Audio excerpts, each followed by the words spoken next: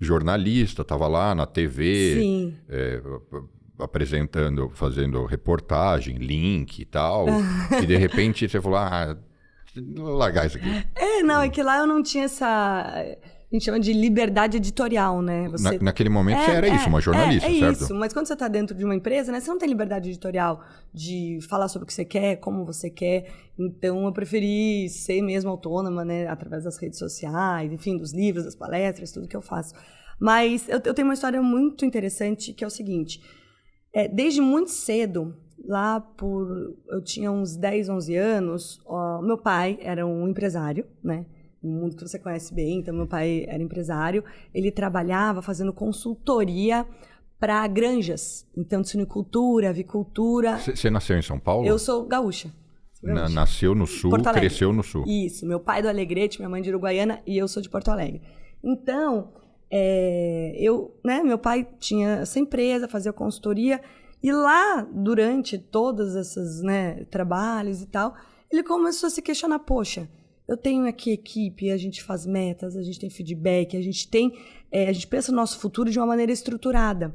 E a minha principal equipe, meu principal time, que é o da minha casa, que na época, agora nossa família cresceu, mas era meus pais, que são casados há 55 anos, e 3 filhas. Sou eu sou a mais nova, a do meio e a mais velha. Ele falou, e lá a gente só tem conversas desconexas, Tem conversas descontraídas ou mais tensas, briga e tal, mas a gente não tem algo estruturado para o nosso futuro. Então, ele começou a trazer, lá nos anos 90, imagina, estratégias empresariais para dentro da empresa. Ele deu uma... Para dentro de casa. Mas estratégias empresariais para dentro de casa. Ele deu uma roupagem, então o nome da nossa convenção chama Transformando Sonhos em Realidade, tecer, moletom, faixa, hotel, palestrante, para nós 5. E a gente faz isso todo ano. Então, a gente senta em família, pensa nas nossas metas, pensa nas nossas estratégias, faz análise SWOT, o brainstorm, a gente chama de heartstorm, a gente vai colocando nomes mais afetivos por ser um evento familiar, mas eu acho que esse é o ponto que me ajuda a tomar minhas decisões. Como sair da Globo, como engravidar, como estar aqui hoje em Nova York. Então, esse nosso, a gente chama de encontro familiar, é algo que inclusive estou fazendo um curso sobre ele, que eu acho que assim, foi essencial para eu ser essa pessoa independente, questionadora dos porquês, Bem diferente esse estímulo, Entendeu? Essa iniciativa do seu pai. Nada habitual, Nada habitual, desde os 10 anos. E ele fala, a gente se reúne, num hotel. Esse ano foi aqui, inclusive em Salt Point, porque minha irmã ela casou com um americano, e eles têm uma casa em Salt Point. Então a gente fez aqui, camiseta, toda a família, os agregados, meu marido, tal, os sobrinhos. Mas isso é muito interessante, porque desde criança você aprende como você chega aos seus objetivos, o porquê você quer aquilo. Então, com 11 anos, eu queria um cachorro poodle, era a época do poodle, lembra? Poodle toy. Eu queria a febre do toy. Ir pra Disney, eu queria tal. Então, tudo bem. Como a gente vai fazer isso?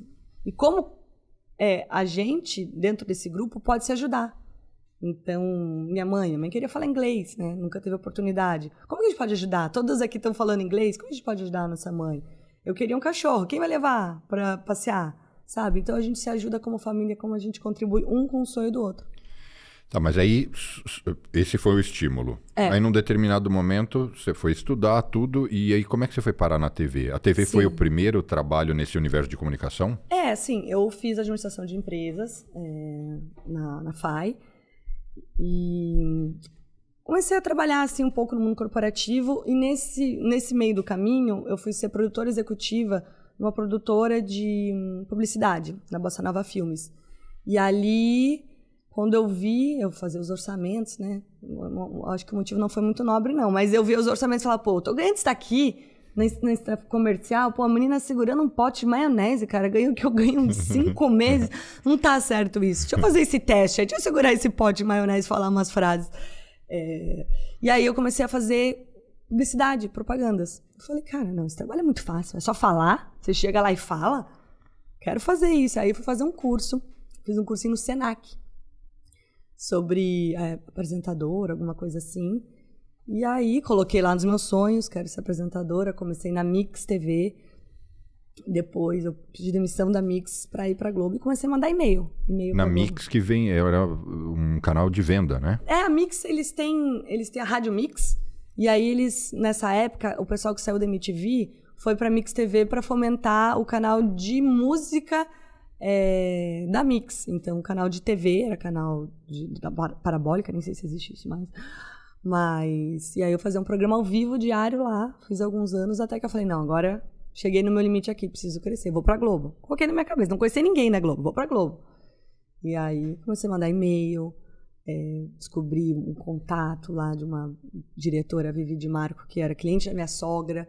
E aí fui até que me deram uma chance. Aí fiquei. Você já estava casada?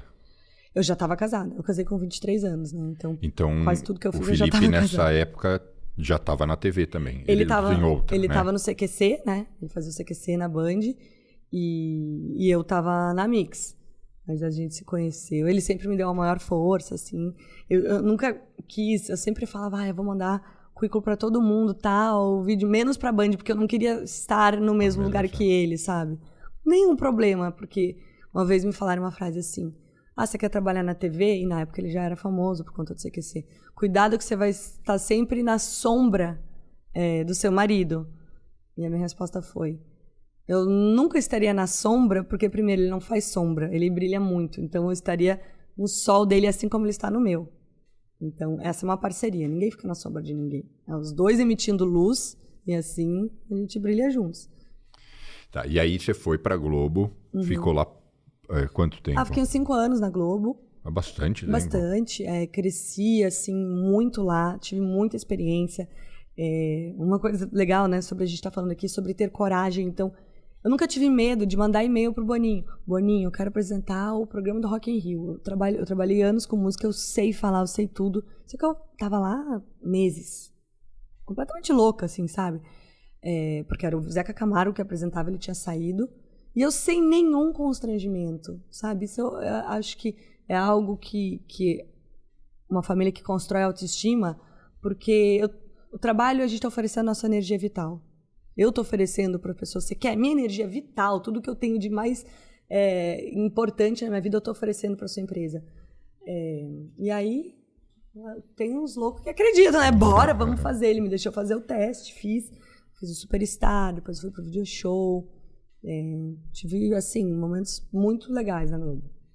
E aí, por que deu um basta deu aqui pra Hoje mim? eu tenho 2 teorias, assim. Eu acho que uma foi porque o que, com aquela idade, né, a TV me gerava, o que ela me gerava era algo que não condiz com os meus valores. Eu não estou dizendo que são os valores da TV, mas o que a TV me gerava. Então, me gerava uma necessidade de crescer, independentemente do que eu estava fazendo. Então, eu trabalhava num programa que eu não gostava muito do conteúdo, mas mesmo assim eu queria estar um estágio a mais, sabe? Isso acontece. Às vezes você está numa empresa, você está infeliz, né? Qualquer empresa corporativa, mas você está infeliz, mas você quer ser VP, você quer ser presidente, mesmo de algo que você não colabora, né? Não concorda. Então, isso é uma coisa que eu comecei a perceber, que eu comecei a querer usar muita coisa de marca, sabe? Essa bolsa, isso não tem a ver com os meus valores. Então, o que aquilo gerava em mim, a minha falta de maturidade, não me fez bem. Quantos anos você tinha? Eu tinha uns 27. Então, o que você quer dizer? Vou traduzir, você fala, Bruno, tá favor. Traduzindo tudo errado. É que, de uma certa forma, essa indústria da imagem, da TV, da comunicação, mas especialmente a TV, ainda mais você estava na maior e principal emissora, né? Traz uma certa ostentação, autoafirmação, uma tremenda exposição. Sim. Era isso que, de alguma forma, te incomodava. E não que isso seja o problema. Não que seja errado, mas que seja errado, mas eu acho que o que eu estava pronta, com os recursos que eu tinha na época, não era o suficiente para eu conseguir ter um discernimento, entendeu? E falar, não, tô aqui, mas eu sou outra coisa. Então, eu precisei me afastar. E eu achei que eu podia contribuir de uma maneira diferente, assim como eu trabalho. Mas aí, geralmente as pessoas não fazem isso porque exige muita coragem.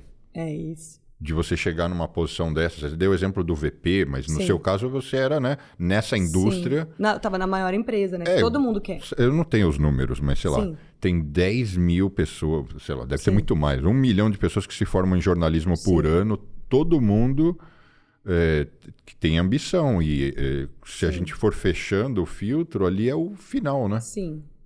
Gostem ou não da Globo, TV é a mídia uma das que melhor paga, a maior.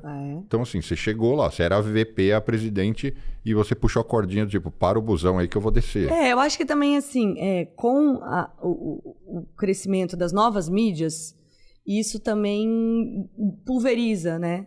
Tanto dos streamings, eu não sou atriz. Agora. Mas lá também já tinha começado, tanto nos streamings, eu não sou atriz, mas assim, você ter novos players, que a gente chama no mercado, para oferecer seu trabalho, porque é muito, né, a Globo monopoliza muito ali, lógico que tem o SBT, tem a Band, né, então é um oligopólio, vai.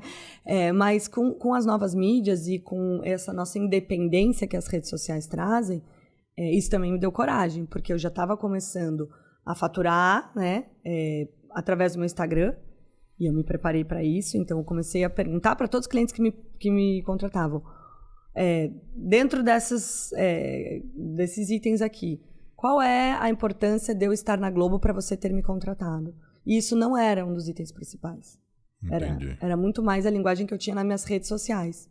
Porque eu também falei, bom, não posso depois sair e ficar sem trabalho. Então eu fiz essa pesquisa antes, eu me preparei. Não, então, ou seja, não é que você saiu na loucura. Não, é lógico que para ir lá pedir demissão mesmo, pro Boninho na sala, eu tomei uma garrafa de vinho no meio do dia. Falei, meu Deus, porque eu sou muito grata, né? Eu não queria passar essa sensação de ingratidão. Mas foi coragem. Depois ainda fiquei um pouco, eles fizeram uma contraproposta para eu ficar, mudar de programa e tal. E no final das contas eu saí. E consegui meu FGTS, que no outro caso eu não ia ter conseguido. Aí eles me mandaram embora, eu recebi meu FGTS.